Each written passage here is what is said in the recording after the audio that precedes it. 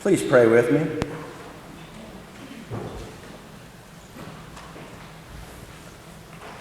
May the words of my mouth and the meditations of my heart be acceptable to you, O Lord, my rock and my redeemer. Amen. So sometimes something, some issue or some problem is so big that we just throw up our hands and say, there's just nothing we can do about it, right? And sometimes there's so much change going on in the world, in our churches, in our lives, that we just want to run and hide, or we just want to hang on to the good old past. Let's face it, sometimes we folks that call ourselves people of the way, Christian, sometimes we are the worst for not getting on the ship of change soon enough.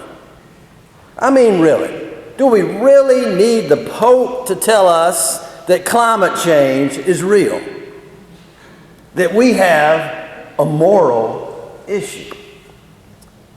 Now, I must confess to you today that, as I've already confessed to the children, I am not a scientist. I'm just a pastor. When it comes to climate change, I just understand the basics. But guess what? The basics are probably all you really need to understand. God created this beautiful earth, this planet, and as we heard, God thought that it was good.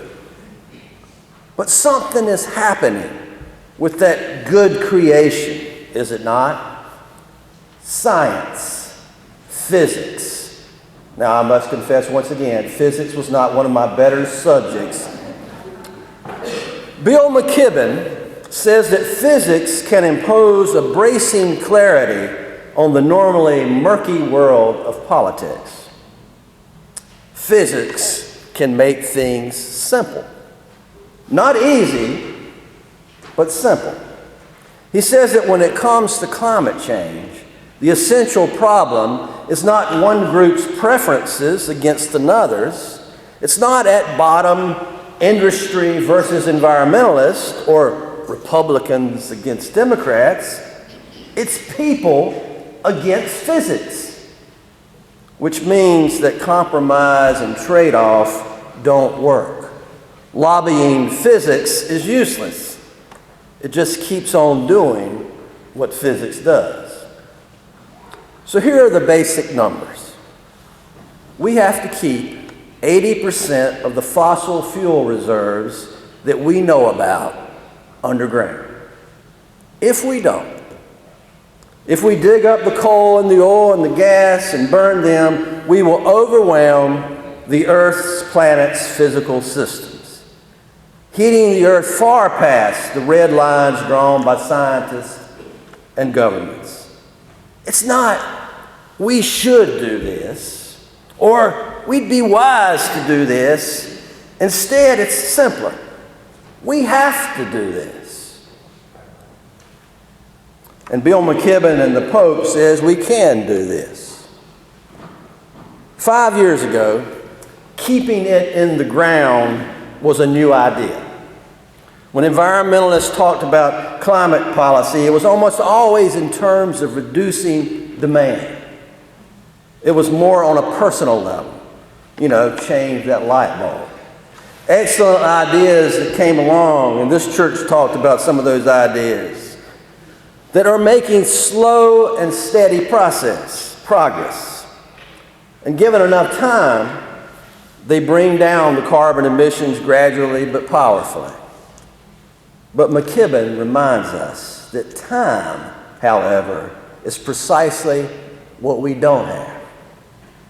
2015, I don't know whether you knew this, but 2015 was the hottest year on record in history, surpassing the previous record of 2014. So we have to attack this problem from both ends, going after supply as well as demand. We have to leave the fossil fuel in the ground. The coal and the gas and the oil, as you might guess, are tremendous money pits. And yes, the last time I checked, greed still abounds in this world. So are you overwhelmed yet?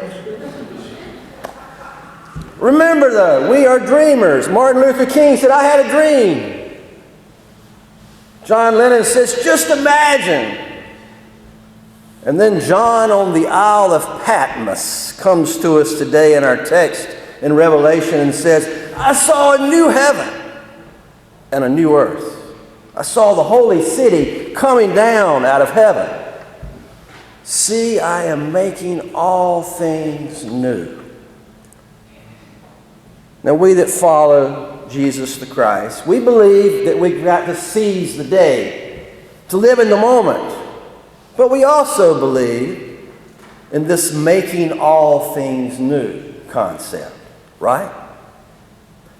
Now, some folks take this futuristic thinking to mean that we should not concern ourselves with this old sinful earth. God is going to step in the sweet by and by and make it all right. I, on the other hand, believe that we play a part in this making all things new process. We play a part in this on earth as it is in heaven process. If you and I are caretakers in this creation, if we are co-singers in the song for the beauty of the earth, we might just have to get busy. Now, we are a people of hope, right? And there is hope if we accept that we must keep it in the ground. McKibben says that if you understand the logic of the Keep It in the Ground campaign, for instance, then you understand the logic of the Keystone Pipeline fight. Now, pundits said it was just one pipeline, but efforts to block it meant the expansion of Canada's tar sands suddenly, sharply slowed. Investors, unsure that there would ever be affordable ways to bring more of that oil to market, pulled tens of billions of dollars off the table, even before the price of oil began to fall. So far, only about 3% of the oil in those tar sands has been extracted. The bomb is still sitting there. But if we block pipelines, then we cut the fuse. The same tactics are working elsewhere. In Australia, there was a relenting pressure from indigenous groups and climate scientists to block what would have been the largest coal mine in the world in Queens Island, Galilee Valley. Activists tied up plans long enough that other campaigners were able to pressure banks around the world to withdraw financing for the giant mine. By the spring of 2015, most of the world's major financial institutions had vowed not to provide loans for the big dig. Back in the fall of 2012, a bunch of students and faith leaders and other activists launched the fossil fuel divestment campaign in the United States. Divestment that soon spread around the world. The argument was simple. If Exxon and Chevron and BP and Shell plan to dig up and burn more carbon than the planet can handle, then they're not normal companies. If their business plan would break the planet, then we need to break ties with them. And the movement continues with rallying on the sites of as many carbon bombs as possible and massive peaceful resistance designed to slow extraction of fossil fuels.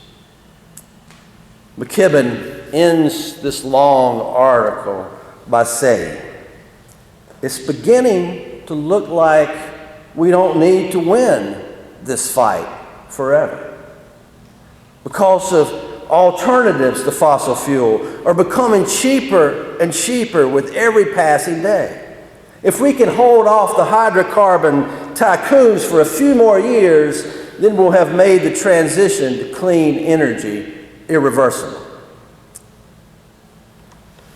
Now I know, as sure as I'm standing here right now, I know that some of you are thinking right about now, preacher has gone from preaching to politics. Of course, there's some that believe that we never landed on the moon either. Folks, the Pope, this one time the Pope has got it right. We're talking one of the leading moral issues of our time. This whole idea that the holy city, as we read from the scriptures, coming down out of heaven, a holy city, implying community, a place where we all can live with peace and justice, an earth that is sustainable, a new and fresh one, where greed does not rule, where death will be no more, for the first things will pass away. I don't know about you, but that sounds a lot like a renewable earth. A new earth come down out of heaven, not one that will come into sweet by and by, but one that we can be working toward today. Do we really believe that God can make all things new? Even this earth. Can we imagine? Can we dream? Can we stand up when standing up needs to be? Can we sit in when sitting in needs to be? Can we stand up to the greed of this world? That's the gospel, folks. That's what Jesus was talking about. Can we be God's people, doing our part, being the hands and feet of Christ, and letting the new happen? Doing everything in our power. Letters to Congress, the President, marching, locking arms in peaceful demonstration. Oh, I can see. Can't you see it? This new earth coming down out of heaven. Our world needs some hope. And we as God's people can be in on renewing our planet. Behold, I am making all things new. We need imaginations nourished by the Word, connecting us to the earth, seeing the past, present, and future of all things through the light of God's dream.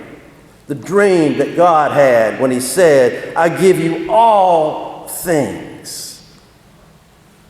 And when God said, it is good.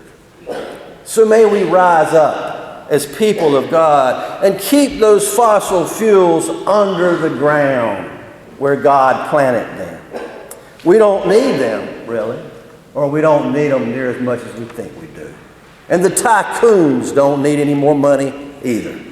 So let's make this beautiful earth, this earth that we celebrate this day, let us make it and continue to make it a place for our children, for our grandchildren, and our grandchildren's grandchildren, and on, because the earth is good. Amen.